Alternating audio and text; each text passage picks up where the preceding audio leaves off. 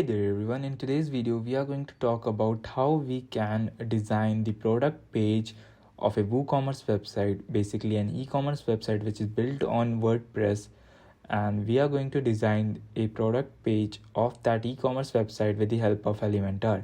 So basically, if you don't know what is an Elementor is a plugin, or I should say it is a page builder with the help of which you can design the whole structure and layout of a website or a web page, right? And it is the best page builder out there available in the market. So if you want a whole comparison video between Elementor and Divi, basically Divi is also a page builder, a theme which consists of multiple plugins as well. So forget about that. Today we are going to deeply talk about just the Elementor, basically the feature in which you can design the product page of a particular product, right? So if you click here and you try to see the product page of this particular product, you will see that it is quite simple and not a sales converging product page. So today we are going to design this whole product page in front of you. So first of all, you need to have a e-commerce website up and running on your WordPress website. So if you don't know how to make it simple, easy, with the basic all settings and all the free resources out there available, you can make a website out of it. So you can check out our previous video in which I showed you how you can make an e-commerce website with all the free resources out there available in the market and the best page builder also. Okay, so once you are there, you need to log into your website. So once you are logged in, you need to go back to your dashboard. Okay, so we are going to create a template and we will replace this product page with that template. Okay, once you are logged into your dashboard, you on the left hand side you will see templates. Then here you have to come here on the theme builder. Okay, so once you are here on the theme builder section, then you will see there is a template for single post, single page, archive and all that. So we are going to create a template for single page, okay, or single product. That would be best for this. We will create a add new and we will create a single product template and we will name it anything like single product page. Cool. And we will hit on create template. So it will load up the interface of Elementor where you can create the whole template for that. So basically we are going to use some of the amazing pre-built presets of Elementor, or I should say the templates. So for this purpose you need to have a the pro version of Elementor, because Elementor does not allow you to change the theme builder settings until and unless you have the pro version, and pro version is quite affordable as well. Okay, so for this one let's insert this one. This templates look good, and okay, let's go with this one. So as you can see, the template has inserted properly, and these are the some basic things. So this is the category. If you click here, this is the breadcrumb of WooCommerce. So this will show what category this particular product belongs to: homepage, grocery category, and the product name. And this is the product title. As you can see on the here top, this is the product title, and this will show the product rating, and this is the short description of product, and here will be the price, and here will be the add to cart button. You can change the font style of this heading, you can change the font style of this. Let me show you. You come here section style, and you can always change it to whatever style you want to have. 50, I don't want 50, and the line of height, I just want it to be 35, and I want the line of height to be more. Okay, this sounds good. And this is also, I want it little bold and pop in. I'll select this one, and I want it the weight to be 500 so it stand out. Okay, cool. And the line of height sounds good to me, and I want this add to cart button to be green because that's the theme.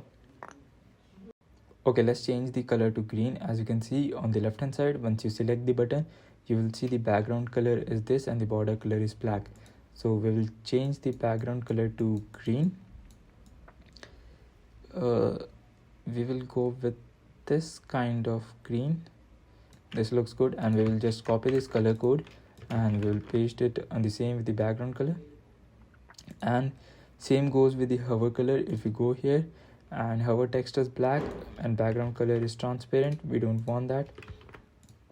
Okay, as you can see, there is now a cool effect and available quantity, and these are some suggested items. You can always change the font settings here and the price settings. Under the style hood, you go under the style, and here you can change the typography of the heading of these products and the pricing typography as well. Okay, and here's the short description. Basically, a WooCommerce product has two kind of description: a short description and a long description. So long description will be placed here. You can change the font as well here. I will just change the typography of this font to be poppin as same as the top one. So this is the tab typography. We will set this as, we will change it to be like that, and the description typography will be poppin as I said, the poppin, and the weight has to be 400. Okay, the line of height is perfectly fine. We will hit the publish button, and this is how you can generally design the whole, what should I say, the product page of the e-commerce website. And once you hit on the mobile view, then you will come to know how it looks in the mobile. So first there will be product image, then the category.